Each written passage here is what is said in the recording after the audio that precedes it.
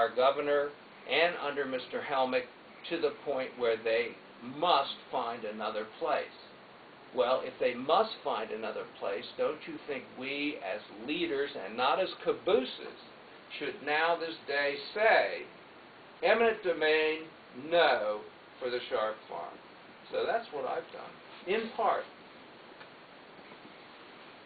And I think I have been that leader and not the caboose, because I was the one that talked to the engineers, and I was the one that talked to public district members, and I was the one that went and talked to Snowshoe about property.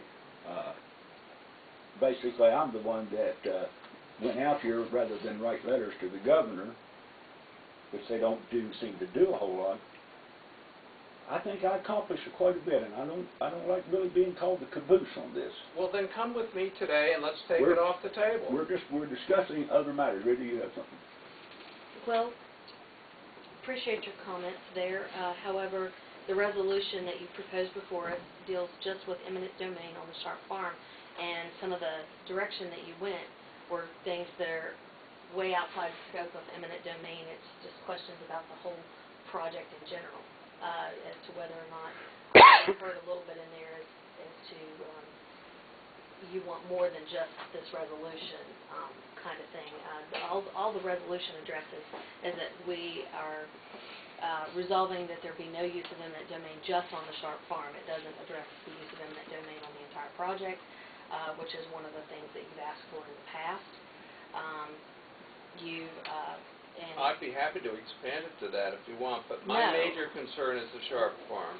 No, because I don't believe you can do a project this size without the use of eminent domain somewhere on the water lines. I mean, you've worked with municipalities before. Well, there's a huge difference between burying a water line and putting a wastewater treatment plant smack dab in the middle of someone's farm. And I agree that site selection and water lines are very different, but that's been the issue in the past, is the absolute no use of eminent domain. And eminent domain should always be a last resort. And I think that there have been conversations going on even after the primary where you won. There were conversations beginning at that point, very heated conversations, one-on-one, about this was forecast and forewarned, and these are the results, and there were a lot of other factors playing into that election. But there's also conversations that go on. I think that this resolution, although it might be politically popular, I don't know that it's going to provide any kind of teeth, and I think that it's going to resolve itself as soon as they do the first drilling. I really think it's going to resolve itself. The time is now. The time is now. This is the moment for the county commission to take the leadership and to take this off the table once and for all, and to then begin the larger discussion of what is the best environmental solution, what is the best solution for all the stakeholders, how can everybody come out a winner. And we can't have people being a winner as long as this family and this farm is under the gun.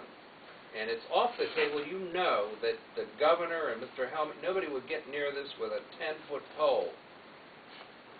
Well, first of all, it's a local project that's governed by the Public Service District. So it's really not Senator Helmick or the governor's project. Well, it's their money. So, I mean, as far as the local leadership goes, that needs to come from the local Public Service District. I believe from just some of the things that I've read, from some of the statements they've made and the reports that have come out of their meetings, that is the direction that they are now comfortable in announcing to the community as a whole. I think it's going that way. I don't want to send a message to them that I still don't trust them, which is what I think this resolution does. I think that they're moving in that direction, and I think that they're going to, and I just, you know, Rita, people say whatever they like about me, but I think that the Public Service District, and my position's always been to support their decision making. Well, again, and they are moving in a direction that I think that the Sharps will be extremely happy with. I mean, I know it's not today, I know it's not what they want to hear, but I think it's moving that direction, and I think that hopefully within another month or two, when we get that drilling done, or when the Public Service District gets reports back on the drilling, that this will, they'll have the official word from the PSC that that is the case. I don't want to steal their thunder from It's that. awkward. Now, wait a minute. Here's the thing. You see, it's public service district. The public part is the county commission. The public part is the people. It's not the engineers. It's not the core drilling that's going to determine if there's going to be eminent domain or not. What determines that is the will of the people of Pocahontas County, and they returned an election a year plus ago against a sitting president of the county commission, 2-1 against this. And ever since, they've remained in that. And ever since, they've gone there. It's not an engineering issue. It's an engineering issue only after the political issue has been made. And that's what I'm asking us to do today. Please, my fellow commissioners,